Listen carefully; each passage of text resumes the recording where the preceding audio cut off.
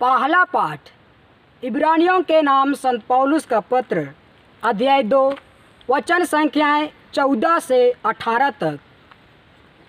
परिवार के सभी सदस्यों का रक्तमांस एक ही होता है, इसलिए वह भी हमारी ही तरह मनुष्य बन गए, जिससे वह अपनी मृत्यु पर अधिकार रखने वाले शैतान को परास्त करें और दास्ता में जीवन बिताने वाले मनुष्यों को मृत्यु के भय से मुक्त कर दे। वह स्वर्गदूतों की नहीं बल्कि इब्राहिम के वंशजों की सुध लेते हैं। इसलिए वह आवश्यक था कि वह सभी बातों में अपने भाइयों के सादृश बन जाएं, जिससे वह ईश्वर संबंधी बातों में मनुष्यों के दयालु और ईमानदार प्रधान याजक के रूप में उनके पापों का प्रायश्चित कर सकें।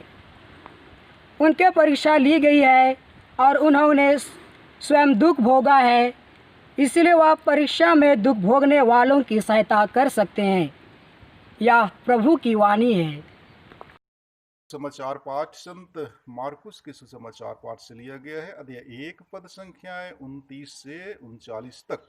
पाठ का मूल वाक्य है, ईसा ने नाना प्रकार की बीमारियों से पीड़ित बहुत से रोगियों को चंगा किया।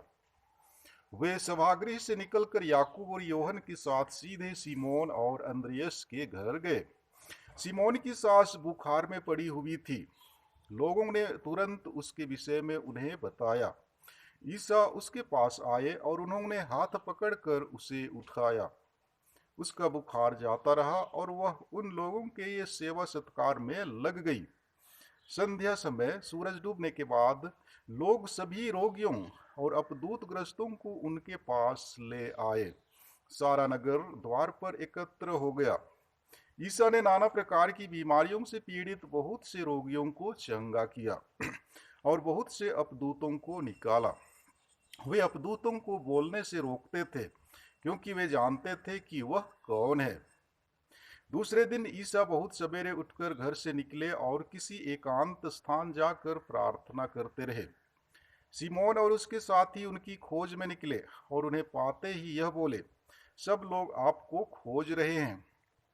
ईसा ने उन्हें उत्तर दिया, हम आसपास के कस्बों में चलें, मुझे वहां भी उपदेश देना है, इसलिए तो आया हूँ। और वे उनके सभागृहों में उपदेश देते और अपदूतों को निकालते हुए सारी गलीलिया में घूमते रहते थे। यह प्रभु का पवित्र सुसमाचार है। भाइयों एवं बहनों, आज के पहले पाठ द्वारा लेखक हमें यह बतलाना चाहते हैं कि यीशु मसीह और पिता ईश्वर एक हैं।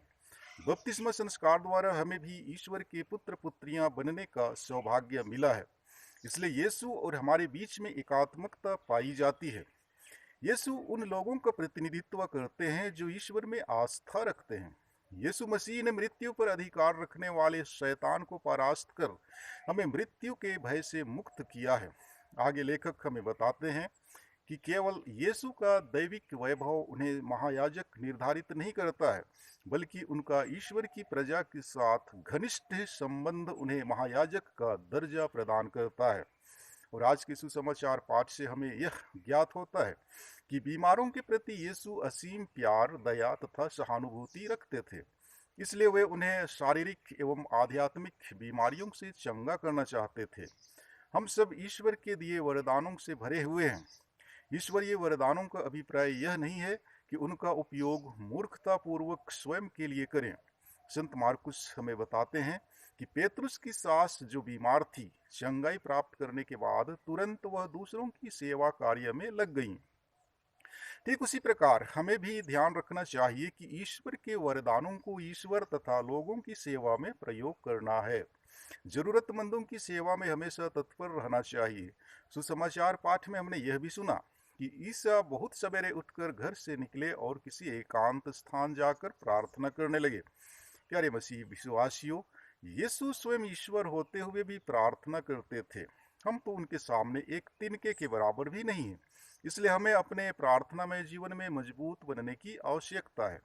हम रोज सुबह चर्च तो जा नहीं सकते हैं, लेकिन अपने परिवार के साथ मिलकर ईश्वर की स्तुति एवं महिमा जरूर कर सकते हैं। यदि हमारे घर परिवार में पारिवारिक प्रार्थनाएं होती हैं, तो जरूर हमारे घर परिवार में ईश्वर की समृद्धि फलेगी फूलेगी। आइए आज हम उन लोगों के लिए प्रार्थना करें जो लोग शारीरिक, मानसिक तथा आत्मिक तौर पर रोगी हैं। उन्हें ईसा का प्यार, खुशी और शांति मिले। आमीन।